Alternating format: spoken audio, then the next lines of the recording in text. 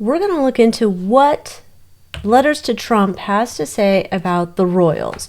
He talks about, he has 3 letters: Prince Charles, the Queenie, and Diana. So we're going to start with Charles. All right, so here we go. Here's Charles. This is from Balmoral Castle in 1995. It's very kind of you to write as you did before Christmas and offer me honorary membership of the Mar-a-Lago Club. Excuse my, I am most touched and grateful for such a generous gesture. I'm only sorry it's taken me until now to write to you. I fear I was overwhelmed by Christmas avalanche of papers, cards, and letters. Oh my. Your club sounds very splendid, and I do hope it proves to be a great success. Perhaps one day I shall get to see it. Meanwhile, under your encouragement, I shall endeavor to keep up the multitude of things I'm trying to do. Incidentally, on your next trip to London, you might be interested to visit my Institute of Architecture in Regent's Park and see the work that is going on there with the students and others who are involved in various projects. We need all the help we can get. With my very best wishes for 1995. Something, whatever. Okay. So here's what Trump wrote. I got to know the former Prince Charles, now King Charles III, very well during my presidency. He is elegant and a great guy who truly loved his mother and equally loves and respects Queen Consort Camilla. We spoke for long periods of time, but it didn't take long to realize his thirst for saving the environment is all-consuming. Interesting. All right, what is his feelings on Chuck? Lord Sausage Fingers. Oh, excuse me, King Sausage Fingers. Oh my God, don't call him King Sausage Fingers. He has problems. How dare you? Grow up. Go watch another video. Okay. What does Trump think about King Charles?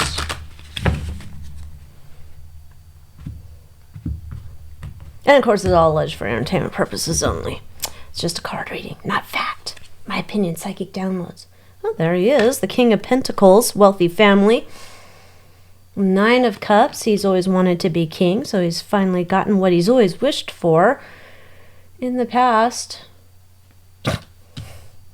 4 of Swords. It's almost like he's just been like in suspended animation waiting to be king. Okay. 3 of Wands, he's looking to make a big change on the world. 6 of Wands, he thinks he'll have some type of victory about it. Page of Wands. There's a lot of drama around him, though. Queen of Swords.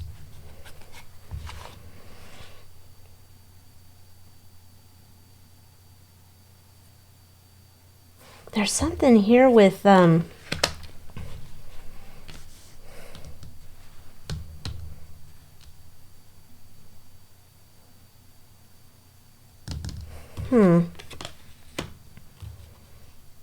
There's this idea, I think, that he feels that he could get he finally got to it, right? He finally got to be king. There's this idea, though, he needs to watch out because perhaps Charles is surrounded by his queen and his son, and they could be working to overpower him. Like, it's almost like he's living in the shadow of his mother, and he thinks that he has all these great offers that he wants to bring forth to the world. However, he may be getting outmaneuvered behind the scenes by his beautiful bride, Camilla, and his popular son. It's not really that deep, though. Interesting. So, why even include him in the book? He did include the Queen and Diana, but why include Charles? Like, can't leave him out because he's a world leader, perhaps? Why is Charles included in this book?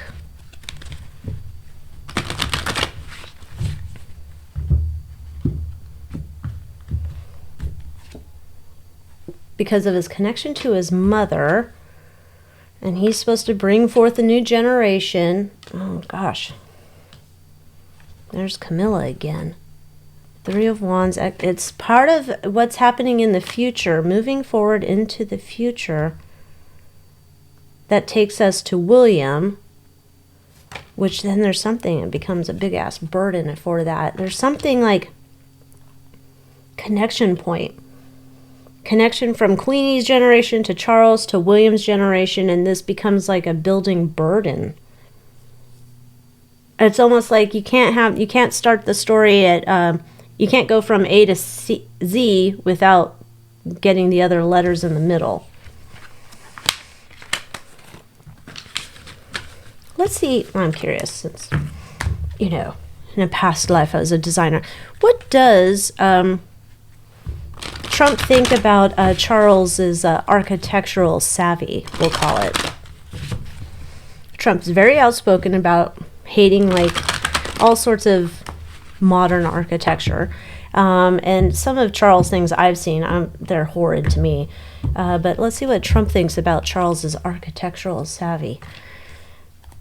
The Lovers, Ace of Wands, like he's surrounded by all of these creative people. He's partnered up with the best minds in the world because he wants to put his stamp on the world so badly. And he injects his ideas. He knows better than the creative minds around him. His mother would... It's trying to prove to his mother that he's like some great mind or some great creative thinker, some forward thinker or whatever. It's like trying to prove himself. Yeah, but it's almost like, well, everyone can see that he had access to all the best help in the world, and yet he builds some of these things that look like junk. It's like he's his own worst enemy. All right, now we're moving on to 86. Who's on 86? Oh, Diana. So this is a letter from Kensington Palace, July 3rd, 1997. Dear Donald, I wanted to write personally to thank you so very much for the beautiful flowers you sent for my birthday. They truly are quite magnificent, and I'm deeply touched that you have thought of me in this special way. With my very kindest regards and warmest good wishes, yours sincerely, Diana. Princess Diana. Diana was a vivacious, intelligent, compassionate, and very beautiful. She had a captivating it factor, but led a very complicated life within the royal family. No one could have been prepared for what would come her way. Okay. Thoughts on Diana?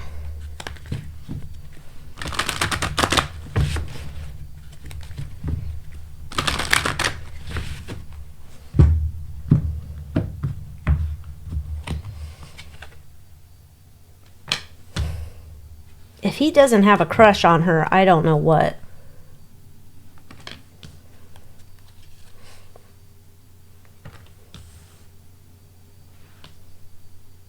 There's this idea that she got tangled up with Charles, and that was always a bad idea from the beginning. She was always destined to be the star in the light, but it's like her destiny was always meant to be tragic. Like this tragic figure. Feeling like she didn't stand a chance. People were always working against her. Queenie and her crew. They were always working against her. There's this idea he thinks, allegedly, in my opinion, she's this really spiritual person where she has a higher knowledge, higher depth of understanding than a lot of people would give her credit for. She really wanted to transform the institution in which she was in, and she didn't even know what she was walking into, and her impulsive ideas and ways of going about things was kind of like rubbing them the wrong way. But she wasn't afraid to take these risks to fight for what was right. Okay, so I think he had some type of infatuation with her. And I think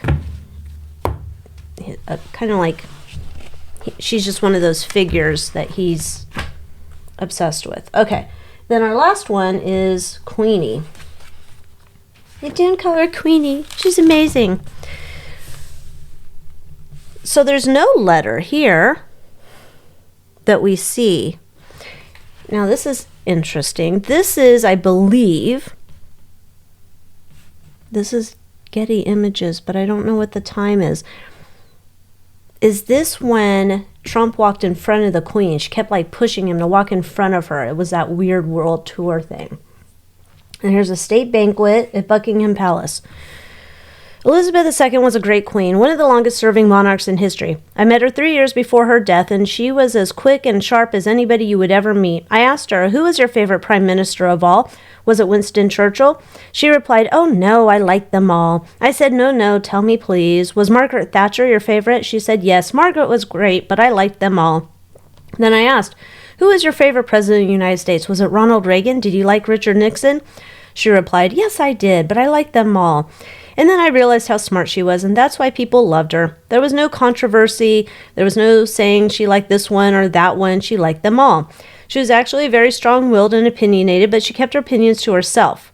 I had many meetings with her, and we developed a wonderful relationship. I am proud to say that many people said she liked me best of all the presidents, and I happen to believe she did. I was supposed to meet with her for 15 minutes, but we met for much longer than that. Melania, the Queen, and I could have talked for all day, all night, but in a way we did, because one evening they hosted an incredible ceremony honoring the President of the United States. I sat next to her and the Duchess of Cornwall, and it was really something. There was no lack of conversation, no silent moments. Queen Elizabeth II was very memorable. She was a great queen, a strong woman, and she will be greatly missed.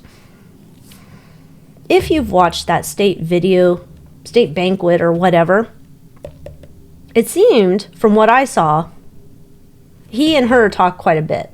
But the rest of the royals seemed like uncomfortable, like, meh, like, we're just here because Grandma told us we had to be here. Queenie said you better be here. Didn't seem like the rest of them were into it. That's how I took it. But I had many meetings with her, and we developed a wonderful relationship. I'm curious. What are these meetings about? Many meetings with her. Because, of course, I firmly still believe Queenie's a part of Eyes Wide Shut gang, or was, or whatever. What were the basis of these meetings that Trump was having with Queenie? Victory, getting out of these stormy waters. There's a fight going on. 3 of Cups in the past. We're working together.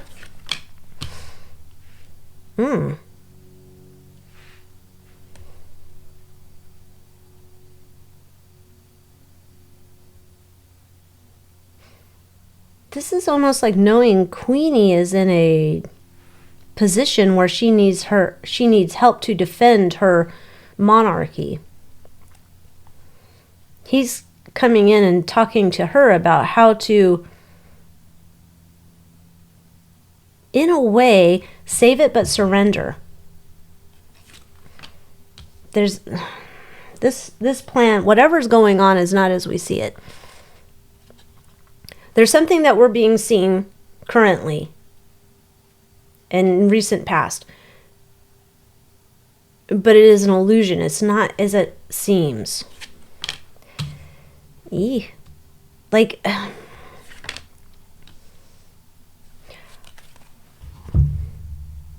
that version of the monarchy is gone. There's something new that can be built back up into place. However, what we're seeing now is not something's rotten in Denmark. There's something not right there. Oh, that lady abdicated, didn't she? There's something there, like, we're working together. Your back's up against the wall because you're going to have a whole bunch of problems. You're working with me. You're surrendering to whatever I'm doing here. And I'm helping you to keep your reputation, your legacy, your whatnot. We're going to put out whatever stories that we've all concocted here together. But this chapter, this will not continue as it has been continuing. That is done. In the future, You have this opportunity to regrow this. Page of Swords. To do what is right, to honor your legacy. Ooh, is Charles going to get thrown under the bus? It's almost like there's this brand new idea that coming across for the future of the monarchy. This looks like it doesn't have his fingerprints on it, but it does. But it looks like it came from like somebody new. Maybe that's William. To keep the family legacy like as least tarnished as possible. Least tarnished as possible. Very important to keep the family legacy. Is Charles getting voted off the island here?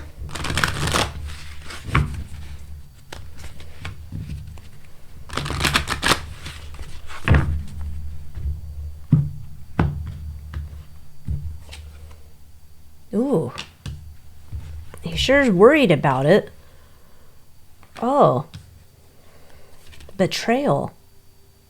He's worried about betrayal. Remember, we saw earlier having to worry about William and Camilla in the past. Like, I've been doing my work. I put in my time. I did my work. I was born to do this job. I finally get the job.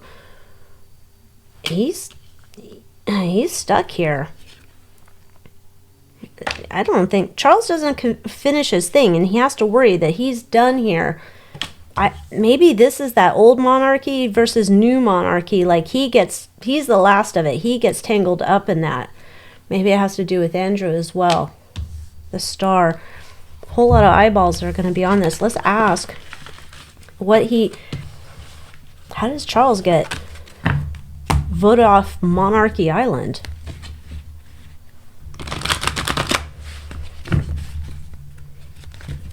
What is this betrayal? What is this thing that takes him down?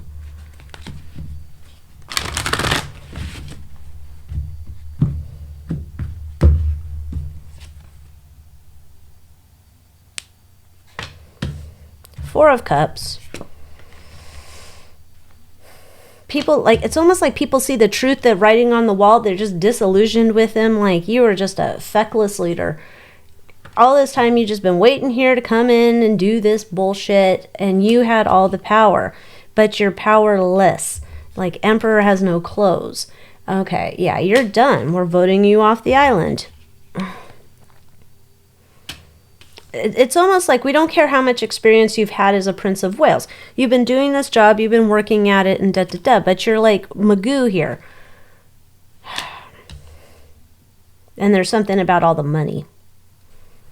The money. You remember those bags of money that just happen to show up or whatever.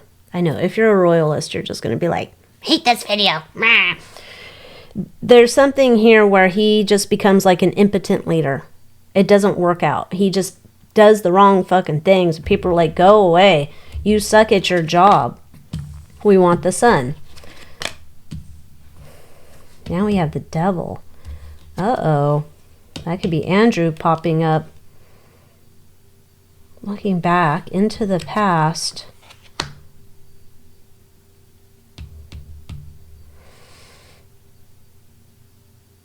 A